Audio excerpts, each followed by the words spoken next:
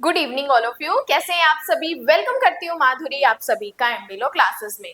देखो, आप सभी को, कुछ स्टूडेंट्स को पता होगा, कुछ स्टूडेंट्स को नहीं पता होगा। जो पहली बार लेक्चर देख रहे हैं उनको मैं इन्फॉर्म कर दूं कि अपने एमबीलो क्लासेस में एक दिवाली ऑफर था जिसमें 399 में एक जुडिशरी बैच, न्याय यात्रा बैच को स्टार्ट किया गया है।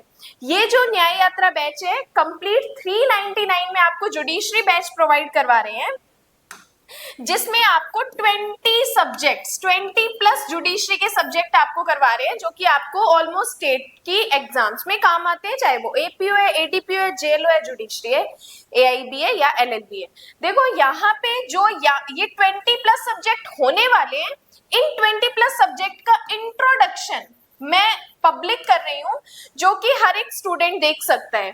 इस इंट्रोडक्शन के बाद इन एक्ट की जो कंप्लीट डिटेल्स हम पढ़ेंगे, उनके लेक्चर जो है इस 399 के जुडिशरी बैच में आएगी, जो कि यूट्यूब पर एमडीलो क्लासेस के मेंबर्स को प्रोवाइड करवाई जाएगी। अभी लास्ट ही क्लास में हमने एक पॉक्सो एक्ट का इंट्रोडक्शन है जो कि हमने पब्लिक किया है। आज ये डीवी एक्ट का हो रहा है, बीएनएस का होगा। 20 जितने भी सब्जेक्ट्स हैं उनकी डिटेल्स भी मैंने इस 399 की एक अलग लेक्चर बनाया है, उसमें सारी डिटेल्स मैंने आपको बताई है। उस जो क्लास का लिंक है, कौन कौन से सब्जेक्ट होने वाले हैं, उसका लिंक आपको डिस्क्रिप्शन में मिल जाएगा। सारे 20 सब्जेक्ट्स आप देख लीजिएगा। कॉमन सब्जेक्ट है जो कि हर एक स्टेट की जुडिशियल बाकी एग्जाम्स में आता है। अब देखो, इसी मेंबरशिप के साथ जो 59 रुपीज की मेंबरशिप है, उसका एक्सेस भी आपको इसमें मिल जाएगा। सीपीसी बात चल रही है, सीपीसी का एक्सेस आपको मिल जाएगा। 399 में आप सीपीसी भी देख सकते हैं। उसके अलावा जो बीएसए अपलोड हो चुका है, वो लेक्चर्स भी आप देख सकते हैं। चलिए बात करते हैं घरेलू हिंसा से महिला संरक्षण अधिनियम। देखो, घरेलू हिंसा, बात समझने वाली ये है कि ये जो घरेलू हिंसा है या ये जो एक्ट है, पर्टिकुलर फीमेल्स के लिए बनाया गया है। फीमेल्स के लिए एक्ट बनाया गया है, तो ये कॉन्स्टिट्यूशन के आर्टिकल 15 के क्लोज 3 से आया है। मतलब कॉन्स्टिट्यूशन का आर्टिकल 15 क्लोज 3 ये कहता है, हमारा फंडामेंटल राइट, कि जब जब जरूरत पड़ेगी हम फीमेल्स और बच्चों के लिए स्पेशल लॉज बना सकते हैं। अब देखो, महिलाओं को प्रोटेक्शन तो बीएनएस में भी दी गई है, लेकिन ये जो पर्टिकुलर एक्ट बनाया गया है, ये बनाया गया है रिलेशनशिप में रहने वाली फीमेल्स के लिए, माँ के लिए, बेटी के लिए, हर एक फीमेल के लिए। देखो, बाहर तो फीमेल को प्रोटेक्शन है ही है, अदर लॉज उनको प्रोटेक्ट करते हैं, लेकिन घर में फीमेल के साथ अगर कोई ऐसे सेक्सुअल एक्ट किए जाते हैं, उनकी मर्जी के बिना किए जाते हैं, उनको मेंटली अब्यूज किया जाता है, वर्बली अब्यूज किया जाता है, इमोशनली अब्यूज किया जाता है, फिजिकल अब्यूज भी इसमें इंक्लूड है, तो उन चीजों को ध्यान में रखते हुए ये प्रोटेक्शन एक्ट फीमेल के लिए बनाया गया है कि जब जब फीमेल जो है, अगर वो चार दीवारी में रहती है उसके साथ, तब भी अगर कोई इस तरीके के एक्ट किए जाते हैं तो उनके ऊपर डोमेस्टिक वायलेंस एक्ट लागू होता है।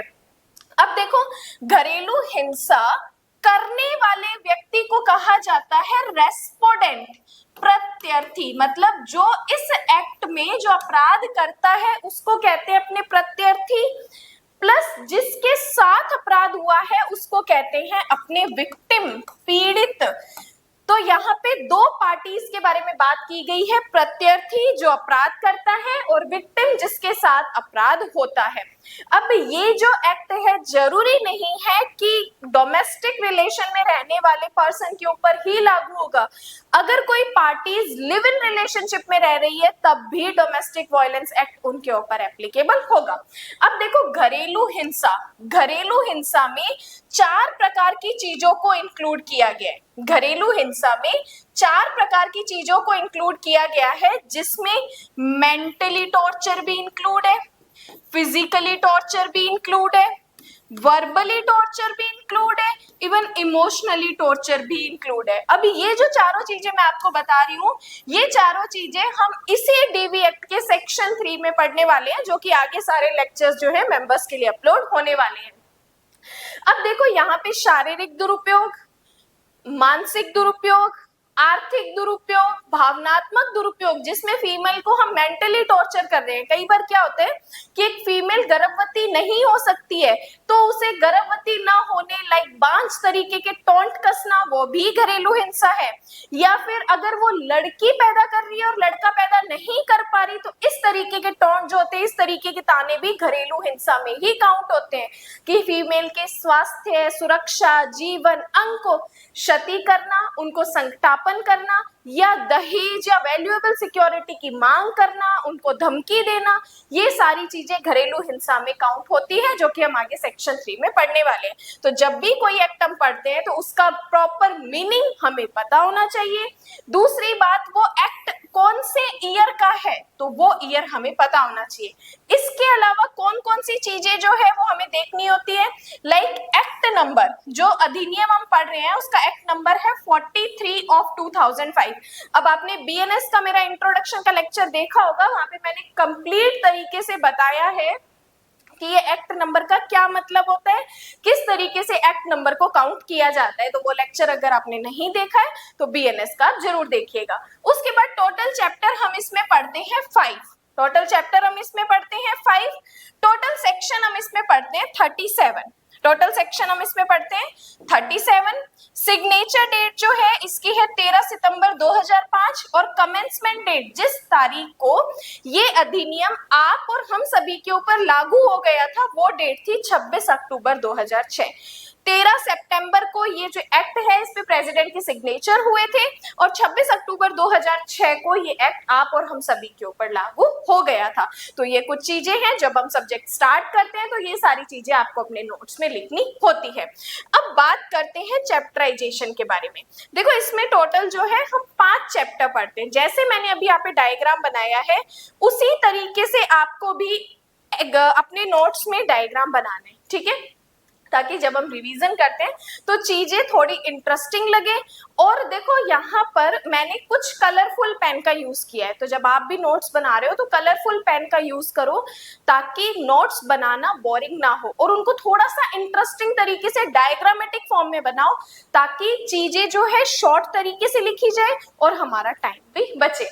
अब देखो मैंने आपको बताया कि डीवी एक्ट में टोटल 5 चैप्टर पढ़ते हैं, टोटल सेक्शन पढ़ते हैं 37, फिर हमने इसकी सिग्नेचर डेट की बात की एंड कमेंसमेंट डेट की बात की और इसके एक्सटेंट की बात की जो कि होल ऑफ इंडिया में है, ये एक्ट संपूर्ण भारत पर लागू होता है। अब सबसे पहला जो चैप्टर है वो है प्रारंभिक, जिसमें 2 ही सेक्शन पढ़ते हैं 1 एंड 2। 2 हमारा जो है वो मेंस पॉइंट ऑफ व्यू के लिए है, जिसमें डेफिनेशंस बताई गई है जो कि डोमेस्टिक वायलेंस एक्ट में जितने भी आगे हमें ऑफेंस बताए जाते हैं, जो भी वर्ड आगे प्रॉपर तरीके से यूज किए गए उनका एक्चुअल में मीनिंग क्या है वो हमें इस डेफिनेशन क्लॉज में बताया जाता है। इसके अलावा chapter 2 very very very important है क्योंकि सेक्शन 3 घरेलू हिंसा को एक्सप्लेन करता है। यहां से भी हमारा मेंस का प्रॉपर क्वेश्चन आता है। बात बताई कि जब भी आप चैप्टर 2 जब भी कोई एक्ट स्टार्ट कर रहे हो तो उस एक्ट का जो मेन नेम है उसके डेफिनेशन कौन से सेक्शन में है प्लस उसका क्या मतलब है वो हमें देखना होता है। तो घरेलू हिंसा का मतलब जो है वो सेक्शन 3 और चैप्टर 2 में डिफाइन किया गया। इसी के बाद चैप्टर 3 में हमें संरक्षण अधिकारी, सेवा प्रदाता, मजिस्ट्रेट और इनकी पावर और कर्तव्य के बारे में बताया गया है कि डोमेस्टिक वायलेंस एक्ट में ये जो पर्सन्स हैं इनकी पावर क्या होगी और ये कैसे काम करेंगे। सेक्शन 4 से लेके 11 तक इनको डिफाइन किया गया है। इसके बाद चैप्टर 4 रिलीफ का आदेश प्राप्त करने का प्रोसीजर।